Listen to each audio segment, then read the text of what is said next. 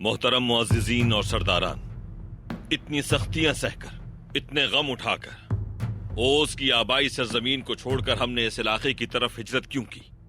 کیا صرف دشمن کی وجہ سے، یا وسیع و عریض چراگاہیں اور زرخیز زمین وجہ تھی؟ یہ ساری تکلیفیں اور پریشانیاں اپنے بچوں کے مستقبل کے لیے اٹھائیں یا پھر ذہنی سکون کے لیے؟ بات تو یہ بھی معقول کر رہے ہیں، ان کی بات بھی سمجھ میں آ رہی ہے۔ جب تک ہمارے لوگوں کو امن و سکون اور راحت و آرام نصیب نہ ہو، تب تک جو میسر ہے اس پر گزارا کرنا احمقوں کا فیصلہ ہے۔ مظلوم کی آہ عرش تک ہلا دیتی ہے، اور جب ظالم اپنی حکمرانی مسلط کرنا چاہے تو اسے ختم کیے بغیر کیا ہم امن و سکون کی امید رکھ سکتے ہیں؟ وہ ایسا ہونے دیں گے آپ کے خیال میں؟ کائی قبیلے کے دانشمند سرداران اگر مجھے سردار منتخب کرتے ہیں تو ہم نہ صرف اپنے قبیلے کے لوگوں کی بلکہ دوسرے مظلومین کی بھی مدد کر سکیں گے۔ کائی قبیلے کو وہاں پہنچائیں گے جہاں اس کا حق ہے۔ اسی سوچ کے ساتھ امن و سکون حاصل ہو سکتا ہے۔ ہم زرخیز زمین، مویشیوں کے لیے چراگاہیں اور بازار جہاں ہماری مصنوعات منافع کے ساتھ فروخت ہوں، صرف اور صرف اسی صورت میں سب حاصل ہو سکتا ہے جب ہمارے خوابوں میں علیحدہ سرزمین ہو۔ اگر سردار منتخب ہوا میں تو انصاف، برابری، رحم دلی، اعلی اقدار اور روایات کا پاس رکھنا ہمارا شعار ہوگا۔ اور ضرور سردار بالکل صحیح بات کر رہے ہیں۔ جو کچھ بھی ہوگا اس کے ذمہ دار ہم ہوں گے۔ رزق کی فکر نہیں ہوگی ہمیں، اور نہ ہی ہم دشمن کو حاوی ہونے دیں گے خود پر۔ ہم کسی کی مرضی کو زبردستی نہیں خریدیں گے، وہ بھی سونے کے ان سکوں کے عوض جس کا وسیلہ ہی ہمیں معلوم نہ ہو۔ حق کی خاطر راہ حق کے سوا کوئی دوسری راہ اختیار نہیں کریں گے۔ بہت شکریہ آپ سب کا، یہی کہنا تھا مجھے۔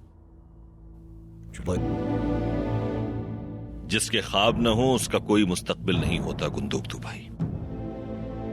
ہمارا واحد مقصد کائی قبیلے کو اس مقام تک پہنچانا ہے جو اس کا حق ہے، نہ کہ اسے غلامی کی زنجیر پہنانا۔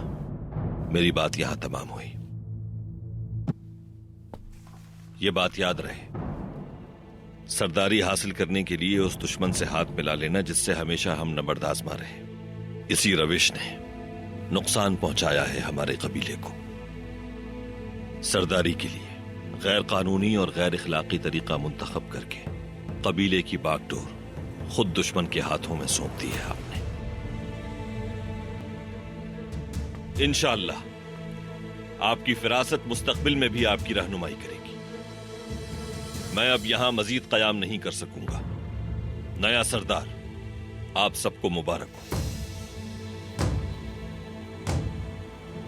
جو لوگ بھروسہ رکھتے ہیں مجھ پر انہیں اپنے ساتھ یہاں سے لے جانے کی اجازت چاہوں گا میں آپ سے گندوکتو سردار۔ اپنے ہی قبیلے میں تو تم سردار بن نہ پائے ارطغرل، کہاں جاؤ گے تم؟ الٹا معصوم لوگوں کے لیے پیام عاجل بن جاؤ گے۔ میں پیغمبر حضرت ابراہیم علیہ السلام کی سنت پر عمل کرتے ہوئے ایک نئی ریاست کی بنیاد رکھوں گا۔ تم سب گواہ رہنا۔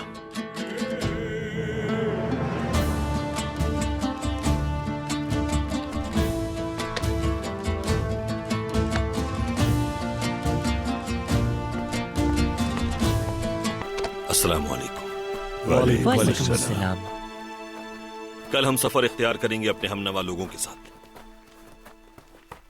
سب کو خبر کر دو، روانگی کا وقت آ گیا ہے۔